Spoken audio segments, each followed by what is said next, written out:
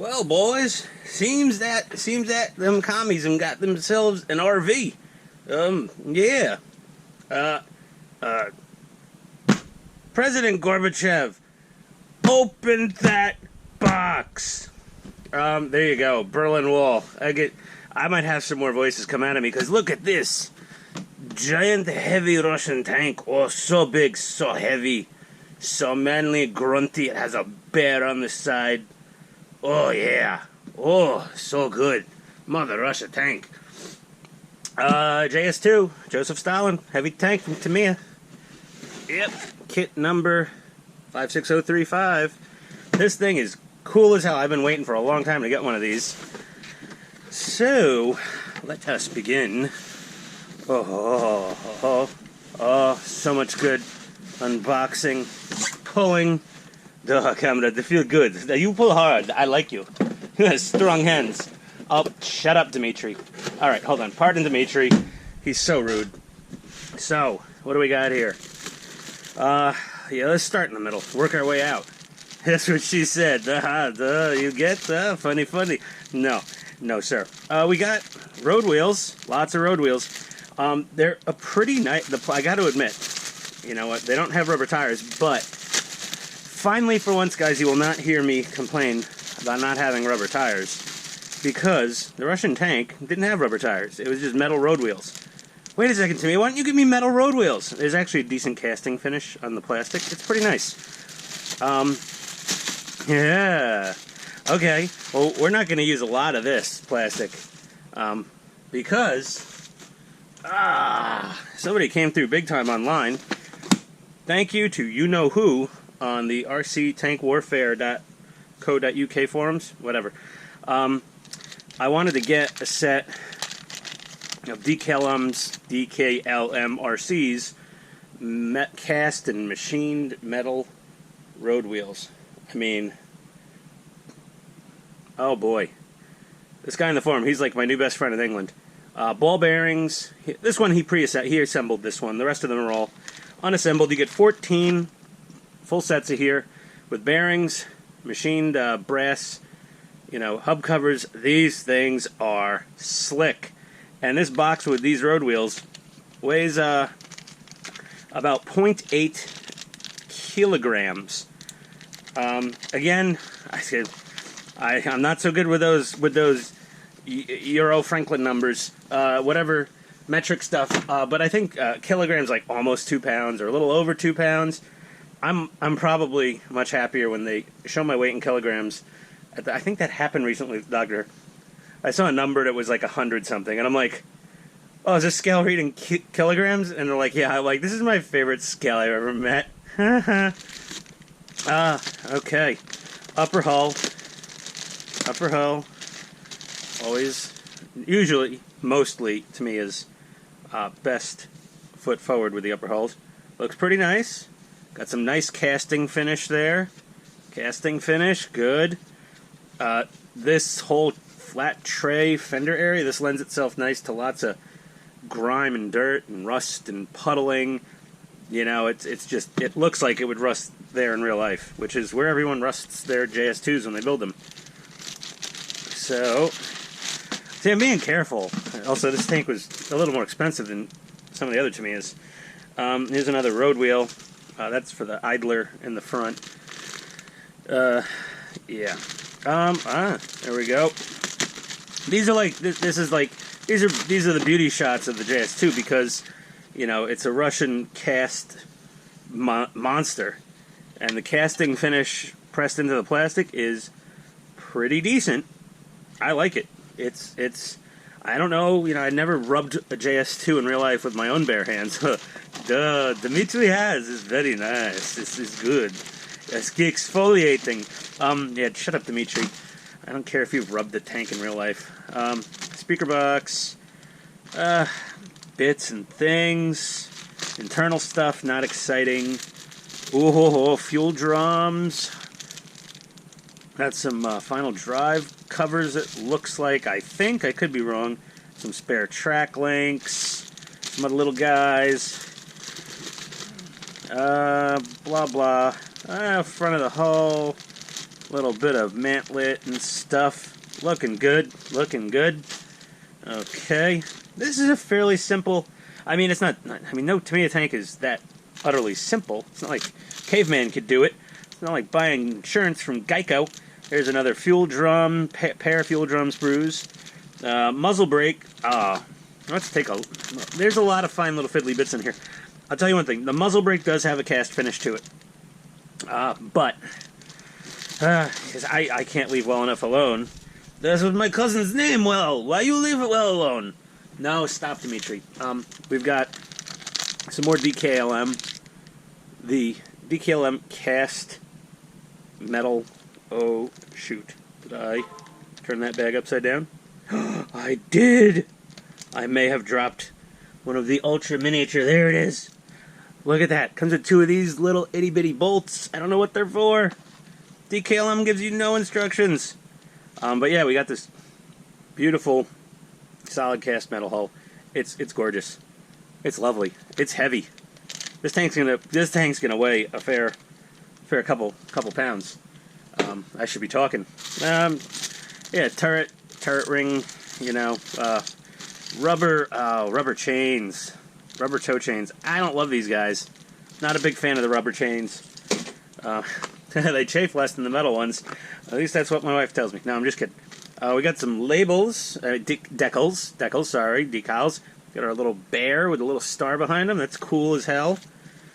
We've got photo etch. Ian loves his photo etch. He didn't get it on one tank. Sheridan. They decided not to give us the photo etch with the RC model, but the static modelers get the photo etch. I could see some of the logic behind that, but still. We would have preferred to have it than to want for it. Let's move this guy over.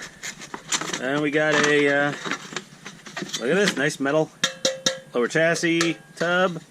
Looking good. It's the same damn, similar, no. Is it? Yeah. It's that torsion beam suspension that I just screamed about and flailed with on the Jagd Panther. We'll be back to the Jagd Panther. I'm just doing an unboxing to just reset my brain. Every now and then, you just got to do an unboxing. It's nice. It's easy work. It's easy. Yeah, look at that. We got a 4-ohm, 5-watt speaker. The usual Tamiya thing. We got some... come on. Come out of there. How does this... Why are you not coming out?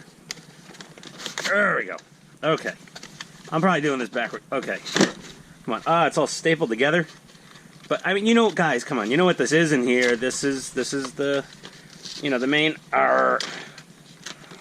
My God. Okay. They really put this thing... Alright. The sprockets. Perfect. Metal. As usual. Normal. Metal. Good. I made it right. Pig's ear of this box. So, comrade, we have different words for what you just did in Russia. I can't say on video. Quiet. Damn it, Dimitri.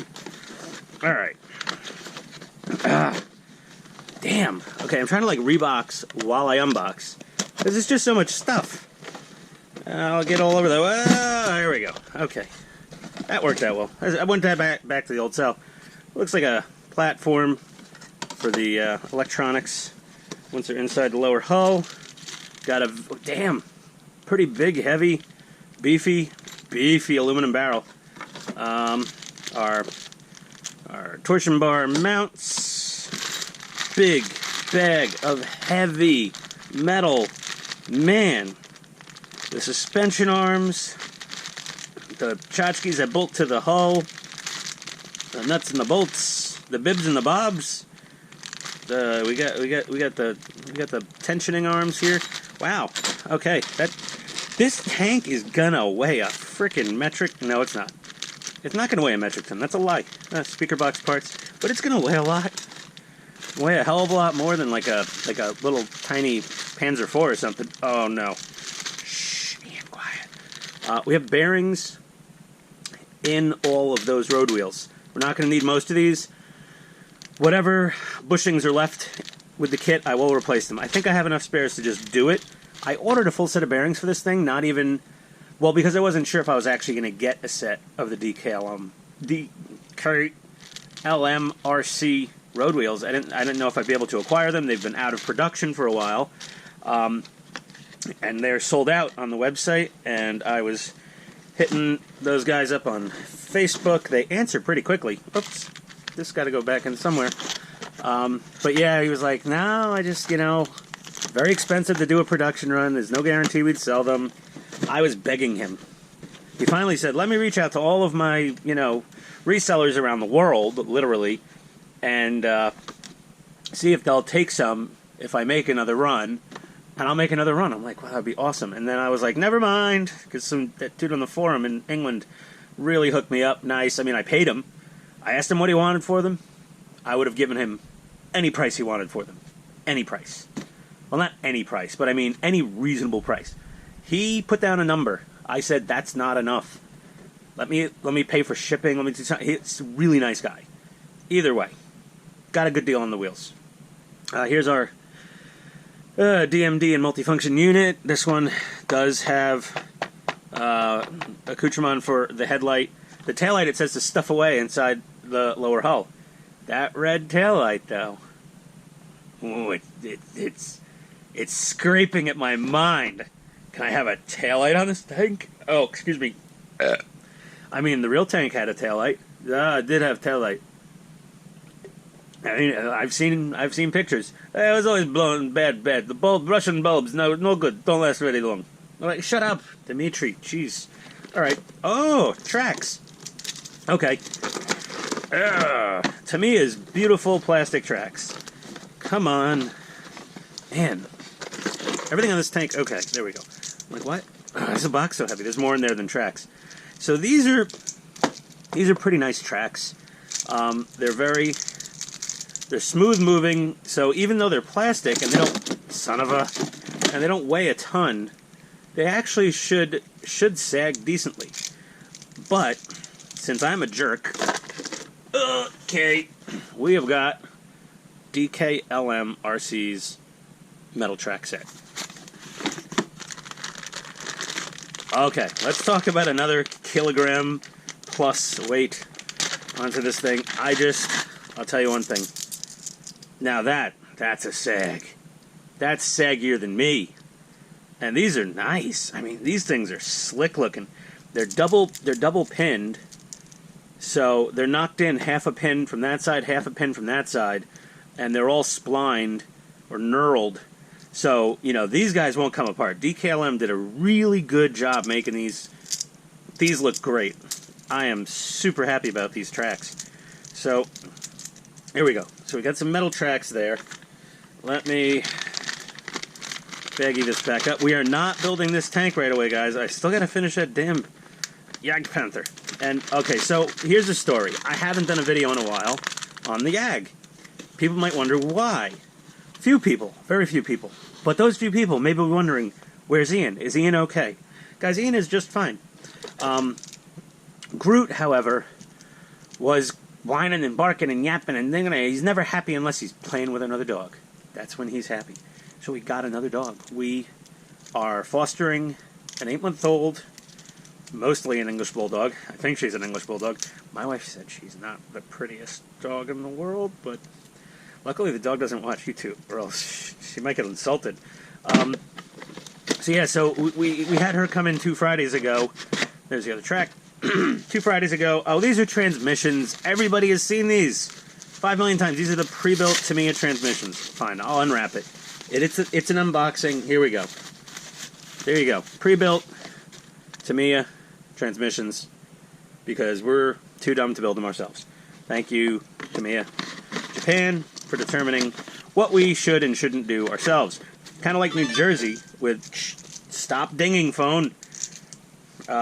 Jersey with the full service only gasoline. Yes, New Jersey made it illegal to pump your own gas because they determined the average New Jerseyan was incapable of pumping their own gas without starting a fire.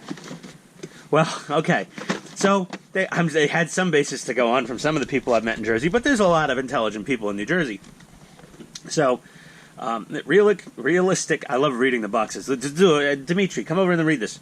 Oh, yes. Realistic actions linked with flashes and sounds. Powerful running performance.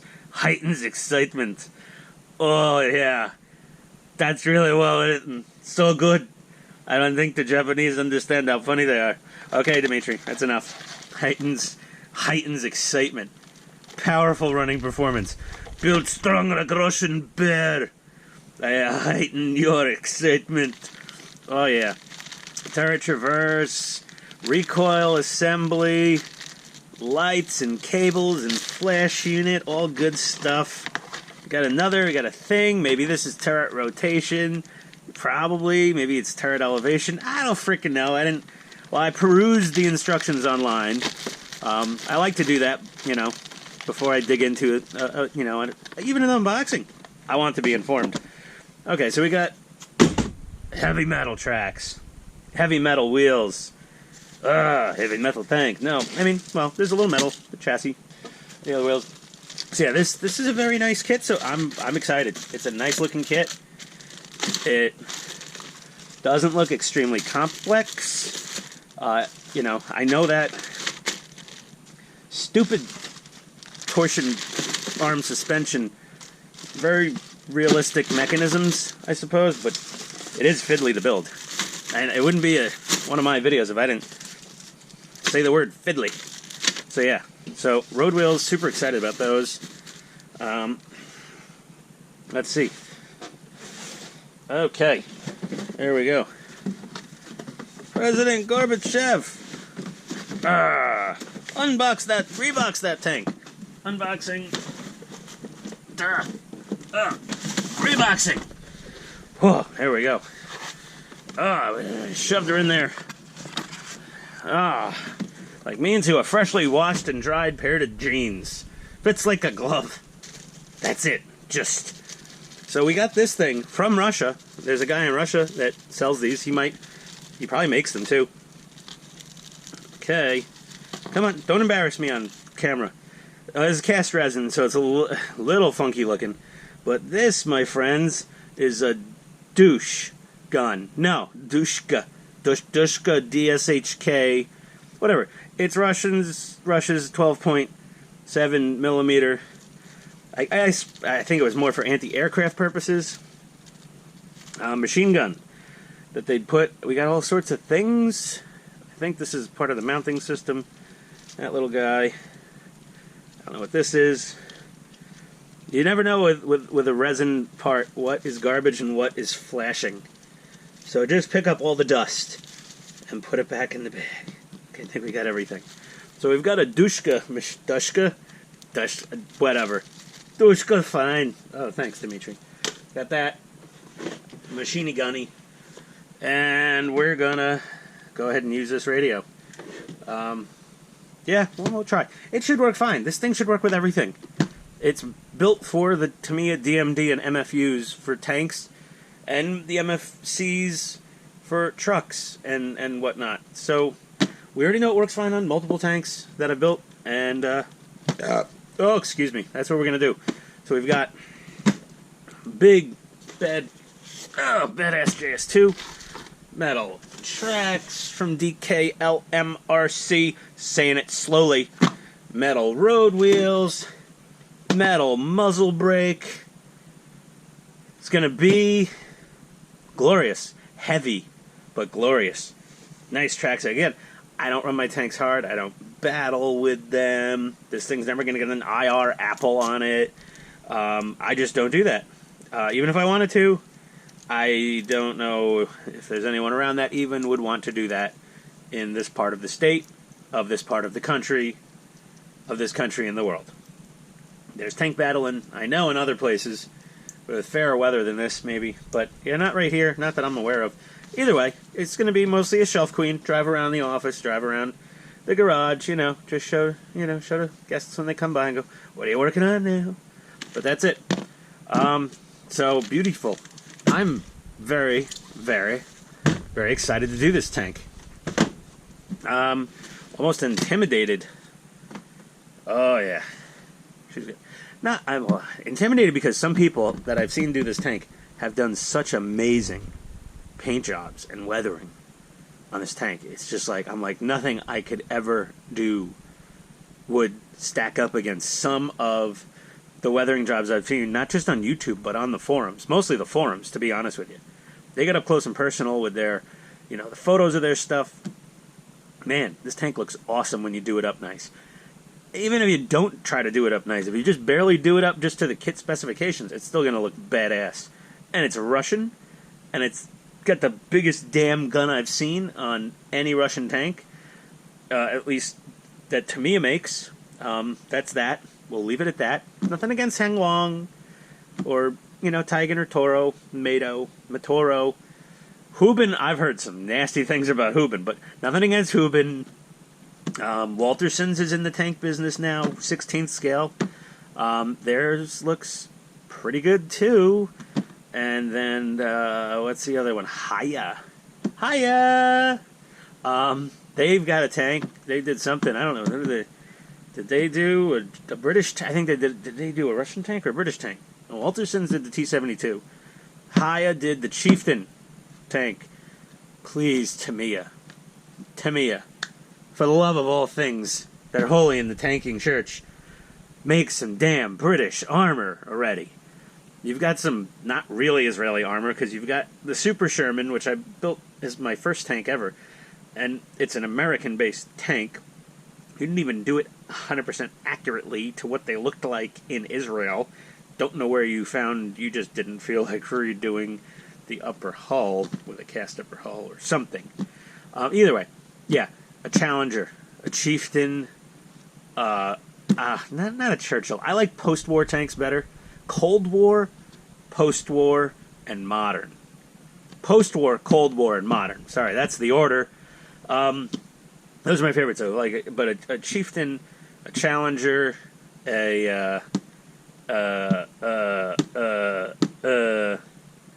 oh god, you guys know I know. I know you know the name of all the cool tanks. Either way, that, or a legit Israeli tank. Do a Merkava. Or do a damn M60 Patton. Do an American tank, fine. Do a Patton.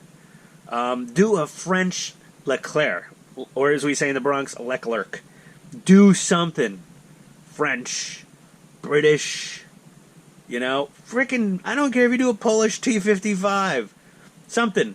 But I'd prefer it be a British tank of post-war or later. A Japanese tank of modern or anything. Any Japanese tank. Israeli tank. We already have the Type 10 from Japan. Type 74 would be nice, though. We wouldn't kick her out of bed. No way to me it would ever make that suspension fully functional. Because they didn't do it on the Type 10, so they're not doing it on anything else. Because they have a 4-channel radio. They've invested in a particular ecosystem. To the people who complain, why doesn't Tamiya have a proportional smoker? Why doesn't Tamiya do this other thing or that other thing? Or, they've locked themselves into a 4-channel system.